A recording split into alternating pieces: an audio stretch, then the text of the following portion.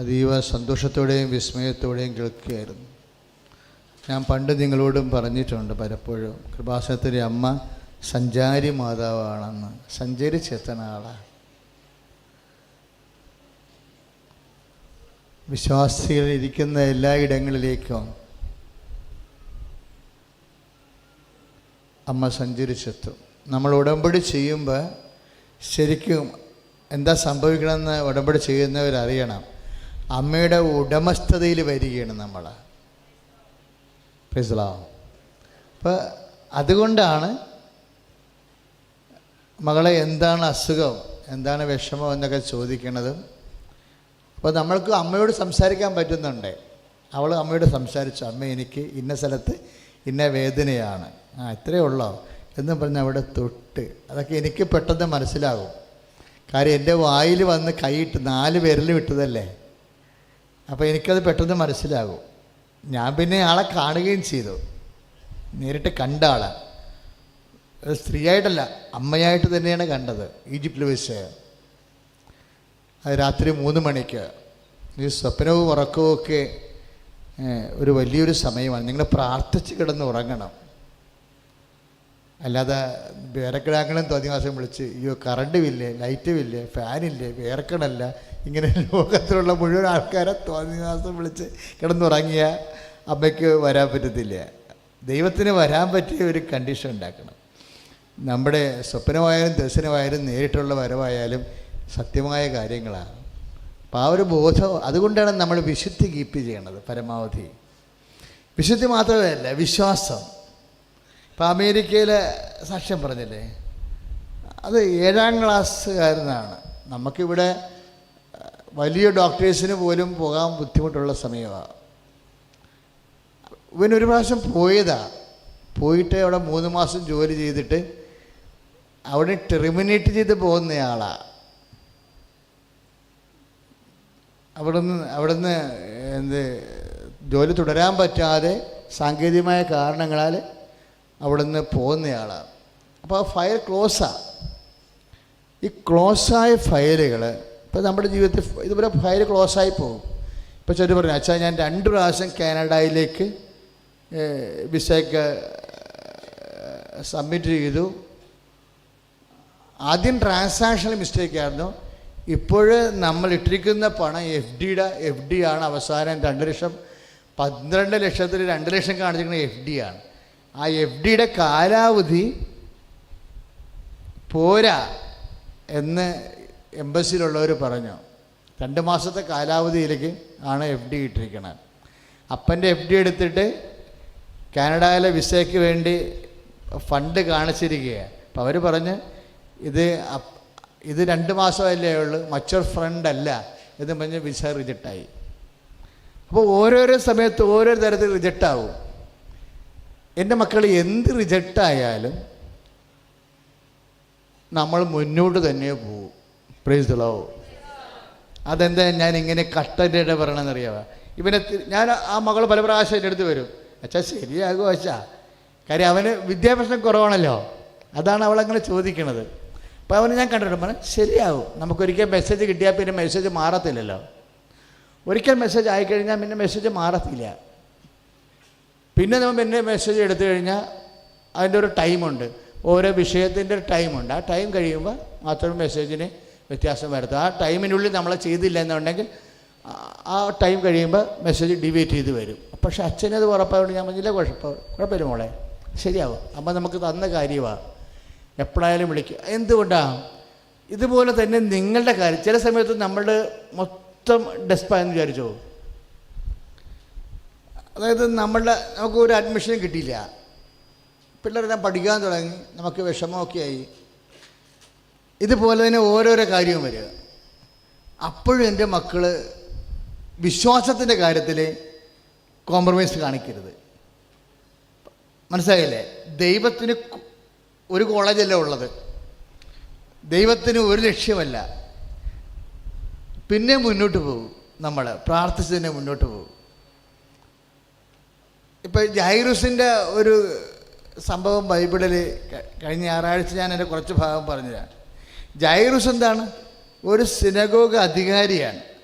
ദേവാലയത്തിൻ്റെ അധികാരിയാണ്. അപ്പോൾ ജൈറൂസ് വന്ന് ഈശോൻ്റെ മുമ്പിൽ സാഷ്ടാംഗം വേണ്ടി പറഞ്ഞ് എൻ്റെ മകള് രോഗബാധിതയായിരിക്കുന്നു എന്ന് പറഞ്ഞു. അപ്പോൾ ഈശോ അയാളുടെ കൂടെ പോയി. അപ്പോൾ പിന്നെ എന്താ സംഭവിച്ചത്?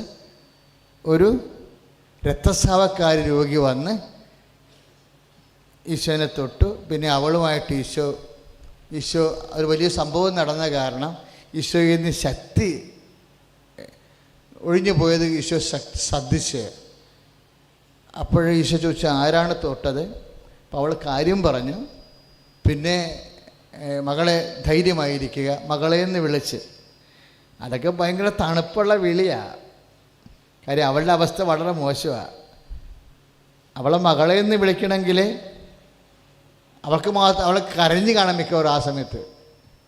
കാര്യം അവളെ മകളെന്ന് ആൾക്കാർ വിളിച്ചിട്ട് വർഷങ്ങളായി.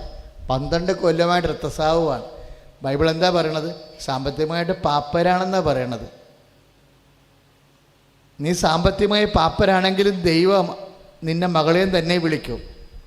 നിൻ്റെ കാശ് കുറഞ്ഞു പോയത് കൊണ്ട് നിന്നെ ഇനി വേറെ പേര് വിളിക്കത്തില്ല. അതാണ് എൻ്റെ ശ്രദ്ധിക്കണം. നീ ശ്രദ്ധിക്കണം ഈശോൻ്റെ മുമ്പിൽ ഇരിക്കുമ്പോൾ.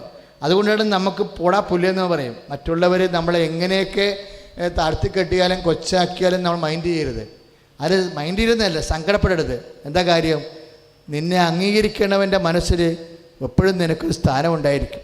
Praise the Lord. മകളെ എന്ന് വിളിച്ച് അത് അവൾ കാര്യം 12 കൊല്ലമായിട്ട് ചികിത്സിക്കണം എന്നാണ് ബൈബിൾ പറയണത്. അപ്പം നമ്മൾ മർക്കോസിൻ്റെ 5-ാം അധ്യായം 28-ാമത്തെ തിരുവചനം പറയണത് 12 കൊല്ലമായിട്ട് ചികിത്സിക്കണമല്ല, അവളുടെ കയ്യിലുണ്ടായിരുന്ന എല്ലാം ചെലവഴിച്ച് കഴിഞ്ഞു. സാമ്പത്തികമായിട്ട് പാപ്പരായിപ്പോയി. അപ്പം ശരീരം പോയി കാണും. രക്തസ്രാവമല്ല രോഗം. ശരിക്കും പറഞ്ഞാൽ പഴന്തുണി കൊടുത്തുകൊണ്ടായിരിക്കും ആ പാവപ്പെട്ടവർ വന്നിട്ടുള്ളത്. പ്രാകൃതം പിടിച്ച് വന്നതാണ്. അതിൽ പുറകിൽ കൂടി നല്ല വസ്ത്രം ഉണ്ടെങ്കിൽ അവൾ മുമ്പിൽ കൂടി വരണ്ടേ. തന്നെയല്ല, അവളുടെ നാട്ടുകാർക്കൊക്കെ അറിയാം അവൾ രോഗിയാണെന്ന്, രക്തസ്രാവ രോഗിയുള്ളതാണെന്നറിയാം. യഹൂദന്മാരുടെ സമൂഹത്തിൽ രക്തസ്രാവക രോഗി ജീവിക്കാൻ പിഴച്ചു പോകാൻ വലിയ പാടാണ്. കാരണം ലേവ്യ പുസ്തകത്തിൽ എഴുതിയിട്ടുണ്ട് രക്തസ്രാവ രോഗി 15-ാം അധ്യായത്തിൽ. ഞാൻ കഴിഞ്ഞ ഞായറാഴ്ച സൂചിപ്പിച്ചു. ഞാൻ ഇപ്പോൾ ഭംഗ്യന്തരെയാണ് സൂചിപ്പിച്ചതേ ഉള്ളൂ. അതല്ല നമ്മുടെ സബ്ജക്റ്റ്. പക്ഷെ കർത്താവ് പോണ വഴിയാണ് നമ്മുടെ സബ്ജക്റ്റ്. ഈശോ സഞ്ചരിക്കുന്ന വഴിയാണ് നമ്മുടെ സബ്ജക്റ്റ്. ആ വഴിയിലാണ് ഇപ്പോൾ ഇവൾ വന്നിരിക്കുന്നത്, അല്ലേ? അപ്പോൾ അത് കർത്താവിന് മുന്നിൽ കൂടി വരാൻ പറ്റത്തില്ല. നാട്ടുകാർക്കറിയാം ഇവൾ രക്തസ്രാവ രോഗിയാണെന്ന്. ലേവ്യ 15:25. ലേവ്യ 15-ാം അധ്യായം 25-ാം വാക്യം പറയും, രക്തസ്രാവ രോഗിയെ തൊടുന്നതെല്ലാം അശുദ്ധമായി പോകുന്നു. പിന്നെ എങ്ങനെയാണ് പുറത്തിറങ്ങാൻ പറ്റണേ? നാട്ടുകാരുടെ മനസ്സിലിരിക്കണ ഇതല്ല മുഴുവനോ. അപ്പോൾ മുമ്പിൽ കൂടി വന്നാൽ പറയും ദൈവം രക്തസ്രാവം പിടിച്ചതാണ്, അശുദ്ധം, അസത്ത് എന്നൊക്കെ പറഞ്ഞിട്ട് പ്രശ്നം ഉണ്ടാക്കും. നല്ല വസ്ത്രവുമില്ല. ഒരവസ്ഥ നോക്കിയേ, ഒരു സ്ത്രീയുടെ നല്ല വസ്ത്രമില്ല, സാമ്പത്തികമായി തകർന്നിരിക്കണ, പിന്നെ സമൂഹത്തിൽ ഭ്രഷ്ടായിരിക്കണ, സമൂഹത്തിൽ പൊതുവായിട്ട് ഇറങ്ങി നടക്കാനും പ്രവർത്തിക്കാനും പറ്റത്തില്ല, ആരോഗ്യവും പോയി. അപ്പോഴും ഈശോ മകളെയും തന്നെ വിളിക്കും. അവൾ ചിന്തിച്ചത് ഇതാണ്. നിങ്ങൾ അച്ഛനെ കേൾക്കുമ്പോഴേ ഈശോയുള്ള വിശ്വാസം നിങ്ങളുടെ നിലവാരം എന്താണെന്ന് ചിന്തിക്കണം. വിശ്വാസത്തിന് പല നിലവാരങ്ങളുണ്ട്. അവളെന്താ ചിന്തിച്ചത്? ഈശോൻ്റെ വസ്ത്രത്തിലെങ്കിലും ഒന്ന് തൊടാനിടയായാൽ താൻ സൗഖ്യം പ്രാപിക്കുമെന്ന് അവൾ ഉള്ളിൽ കരുതിയിരുന്ന്. ഈ ഉള്ളിൽ കരുതണതിനാണ് വിശ്വാസം എന്ന് പറയണത്. വിശ്വാസം എന്ന് പറയുന്നത് എന്താ? ഉള്ളിൽ കരുതണതിനാണ് വിശ്വാസം എന്ന് പറയുന്നത്. ഉള്ളിൽ നല്ല കരുതൽ വേണം. പ്രാർത്ഥിക്കുക, കർത്താവായ ദൈവമേ, അങ്ങ് ആരാണെന്നുള്ളത് എനിക്ക് പരിശുദ്ധാത്മാവിന്റെ സഹായത്താൽ എൻ്റെ ഉള്ളിൽ നല്ല കരുതല് വളർത്തണമേ. ഉള്ളിൽ കരുതൽ വളർന്നു കഴിഞ്ഞാലേ ഇപ്പോൾ നമ്മുടെ പ്രതികരണമൊക്കെ ആ രീതിയിലായിരിക്കും. ഇപ്പം ഈ മകൾ എന്താ പറയണത്? അവൻ്റെ വസ്ത്രത്തിൻ്റെ വിളിമ്പിലെങ്കിലും തൊടാനിടയായ സൗഖ്യം പ്രാപിക്കും. അപ്പം ജായിറുസ് എന്താ പറയണത്? ജായിറുസ് സിനോഗ് അധികാരിയാണ്. അയാൾക്ക് ഇവളേക്കാൾ കൂടുതൽ പഠിപ്പുള്ള ആളാണ്. പക്ഷെ ഇവളത്രയും വിശ്വാസമില്ല. മനസ്സിലായി? ലോകത്തിൻ്റെ പഠിപ്പും ഇനി മതപഠനം തന്നെ പഠിച്ചാലും മതപഠനത്തിൽ ചിലപ്പോൾ നമുക്ക് 3 ഡോക്ടറേറ്റ് ഉണ്ടാകാം, പക്ഷെ വിശ്വാസം ഉണ്ടാകണം നിർബന്ധമില്ല. ജായിറസ് സിനോഗൊക്കെ അധികാരിയും മതപഠനങ്ങളിലൊക്കെ നല്ല അറിവുള്ള മനുഷ്യനാണ്. പക്ഷെ ഈശോയോട് എന്താ പറയണത്? നീ വരണമെന്ന് പറയും.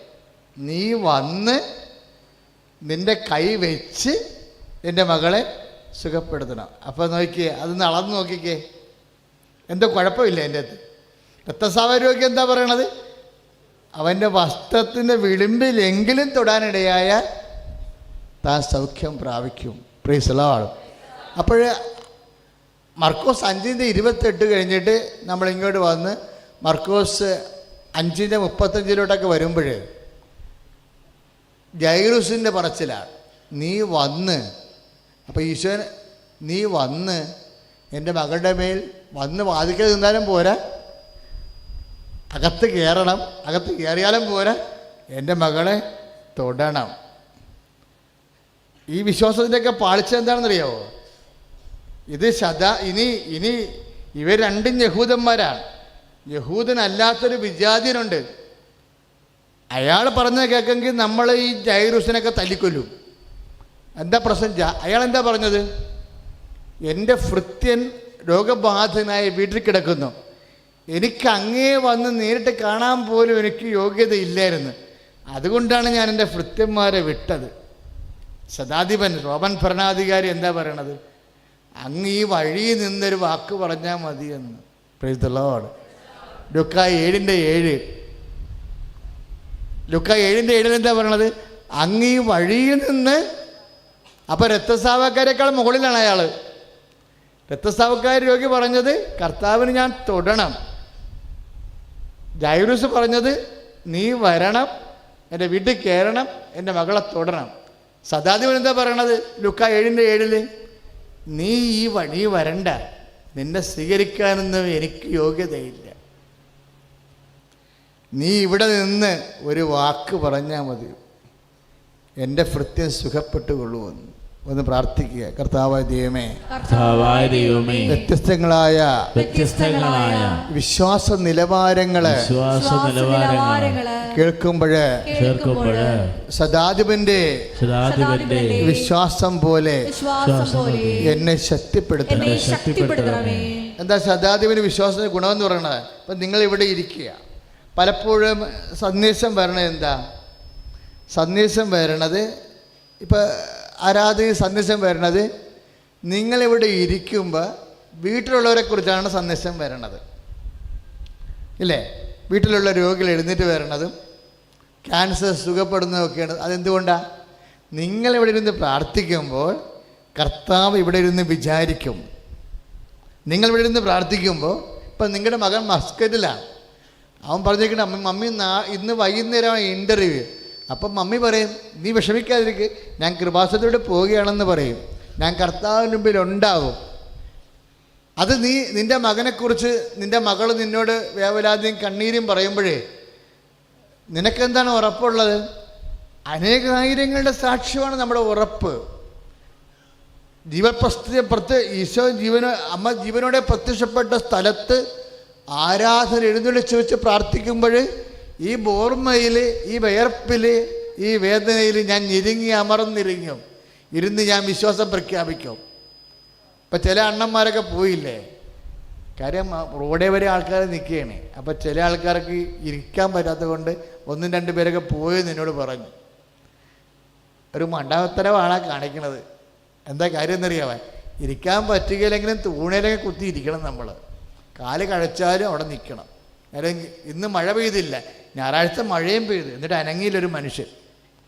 2-3 പേര് മാത്രം അങ്ങോട്ട് കയറി, ബാക്കിയുള്ള നിന്ന് മഴ കൊണ്ടപ്പോൾ ഞാൻ കർത്താവേ ഓരോ മഴത്തുള്ളികളെയും നിൻ്റെ രക്തമാക്കി മാറ്റണമെന്ന് പ്രാർത്ഥിച്ചു. Praise the Lord. അപ്പോൾ പരിശുദ്ധാത്മാവ് തന്നതാണ് ആ വാക്ക് ആ സമയത്ത്. പിന്നെ മനുഷ്യൻ ചലിച്ചില്ല. എന്താ കാര്യം? കർത്താവിനെ രക്തമാക്കി മാറ്റും. കാര്യം വിശ്വാസം പ്രഖ്യാപിച്ച് മഴയത്ത് നിൽക്കുകയല്ലേ അവൻ. ഈ വിയർപ്പിലും ഈ പുഴുക്കിലും നമുക്ക് വിശ്വാസം പ്രഖ്യാപിക്കാനുള്ള അവസരമാണ്. ഇതിൽ ലാവിഷായിട്ട് സ്ഥലം കിട്ടി നമ്മളിങ്ങനെ AC റൂമിലല്ലേ. ഇപ്പോൾ പള്ളികളെല്ലാം AC ആയിക്കൊണ്ടിരിക്കുകയല്ലേ. എല്ലാ പല പുതിയ പള്ളികളെല്ലാം ഒക്കെ വെക്കുന്നതെല്ലാം AC ആയിട്ടാണ് വെക്കുന്നത്. കാര്യം നമ്മുടെ ഇംഗ്ലീഷ് മീഡിയത്തിൽ AC-ലിരുന്ന് കുഞ്ഞുങ്ങളെ പഠിക്കണത്. അപ്പം അവരൊക്കെ നാളെ പള്ളി വരണമെന്നുണ്ടെങ്കിൽ ഈ പള്ളികളിലൊന്നും അവർ വരത്തില്ല. അതാണ്. അതുകൊണ്ട് പുതിയ പള്ളി ചെയ്യുമ്പോഴെല്ലാം സെൻട്രലൈസ് AC ആയിട്ടാണ് ചെയ്യണത്. കാര്യം ഈ പിള്ളേരെല്ലാം പഠിച്ചേക്കണത് AC. ജനിച്ച് വീണത് തന്നെ AC-ലാണ്, പിന്നെ വളരണ AC-ലാണ്. 20 കൊല്ലം കഴിയുമ്പോൾ എല്ലാ പള്ളിയും AC ആക്കേണ്ടി വരും. നമ്മളെപ്പോലെ ആരും ഇരിക്കത്തില്ല. നമ്മൾ ഭാഗ്യവാന്മാരാണ്.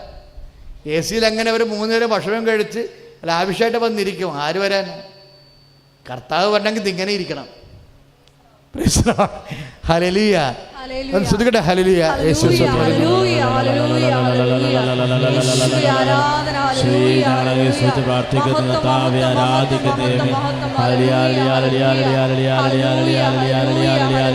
കരങ്ങൾ ഉയർത്തിക്കൊണ്ട് ശ്രദ്ധിക്കട്ടെ. ഹല്ലേലൂയ ഹല്ലേലൂയ ഹല്ലേലൂയ ഹല്ലേലൂയ ഹല്ലേലൂയ ഹല്ലേലൂയ. കരങ്ങൾ ഉയർത്തിക്കൊണ്ട് ശ്രദ്ധിക്കട്ടെ.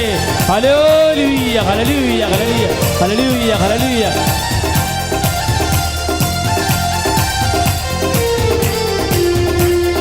സ്തുതിക്കാമെന്നാളും വർണ്ണിക്കാമെന്നാളും ദൈവത്തിൻ വണ്ണാമത്തെ. ദുഃഖങ്ങൾ നീക്കുന്ന രോഗങ്ങൾ വായിക്കുന്ന ജീവിക്കും കർത്താവിനെ. സ്തുതിക്കാമെന്നാളും വർണ്ണിക്കാമെന്നാളും ദൈവത്തിൻ വണ്ണാമത്തെ. ദുഃഖങ്ങൾ നീക്കുന്ന രോഗങ്ങൾ മായ്ക്കുന്ന ജീവിക്കും കർത്താവിനെ. കരങ്ങൾ ഉയർത്തി അടിച്ചുകൊണ്ട് കൃപയേറുന്നാഥിന്റെ കവിതേ വരുന്നു ഞങ്ങൾ. മാറി പെയ്യണമേ മരുഭൂമിൽ ജീവിച്ചിടാ. കൃപയേറുന്നാഥിന്റെ കവിതേ വരുന്നു ഞങ്ങൾ. കൃപമായി പെയ്യണമേ മരുഭൂമിൽ ജീവിച്ചിടാം. സ്തുതിക്കാമെന്നാൾ വർണ്ണിക്കാമെന്നാൾ ദൈവത്തിൻ വണ്ണാമത്തെ. ദുഃഖങ്ങൾ നിൽക്കുന്ന രോഗങ്ങൾ വായിക്കുന്ന ജീവിക്കും കർത്താവിനെ. പരിശുദ്ധ പരമദിവ്യകാരുണ്യത്തിന് നേരവും ആരാധനയും സ്തുതിയും പുകഴ്ചയും ഉണ്ടായിരിക്കട്ടെ.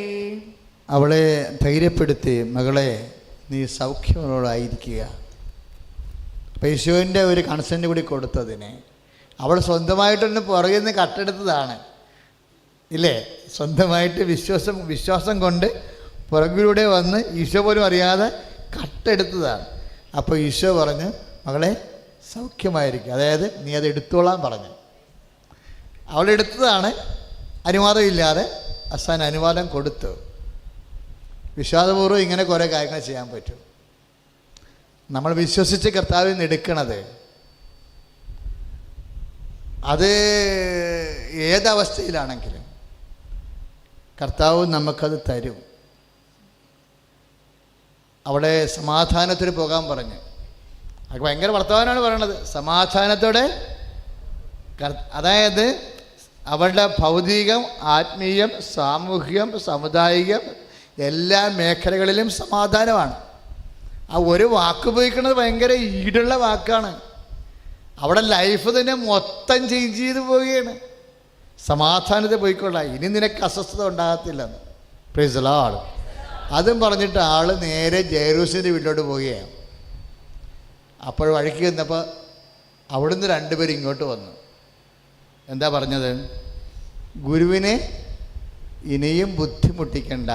ബുദ്ധിമുട്ടിക്കുന്ന എന്തിന്? കാരണം എന്താണ്? കുട്ടി മരിച്ചുപോയി. അത് മർക്കോസിൻ്റെ 5-38 വചനമാണ്. ഗുരുവിനെ ഇനി ബുദ്ധിമുട്ടിക്കേണ്ട. കാരണം എന്താണ്? കുട്ടി മരിച്ചുപോയി. ഇതൊരു സ്വാഭാവികമായ കാര്യമാണെങ്കിലും നമ്മൾ വളരെ കരുതലോടെ കൃപാസനത്തിൽ ആരാധന എടുക്കുന്നവരും ഉടമ്പടിയിലിരിക്കുന്നവരും വളരെ കരുതലോടെ ധ്യാനിക്കേണ്ട വിഷയമാണ്. ചില സമയത്ത് നമ്മളുടെ എല്ലാം റിജക്റ്റാവും. ഇപ്പം കുട്ടി മരിച്ചു പോയില്ലേ? കുട്ടി മരിച്ചു പോയി, ഇനിയിപ്പോൾ അടക്കത്തിന് പോയാൽ മതിയല്ലോ. കുട്ടി മരിച്ചു പോയില്ലേ? ഇപ്പം കുട്ടി മരിച്ചു കഴിഞ്ഞുകൊണ്ട് ഗുരുവിനെ ബുദ്ധിമുട്ടിക്കേണ്ട. യേശുവിനെ തന്ത്രപൂർവം പിശാച് ചില സമയത്ത് ഒഴിവാക്കും. ഓർക്കണം. അതായത് ഈശോ മുന്നോട്ട് പോയാൽ വലിയ ദൈവമഹത്വം ഉണ്ടാവും. വിശ്വാസത്തിൽ വെച്ചിരിക്കുന്ന വിഷയങ്ങൾ വീണു പോകുമ്പോഴും നമ്മൾ മുന്നോട്ട് പോകും.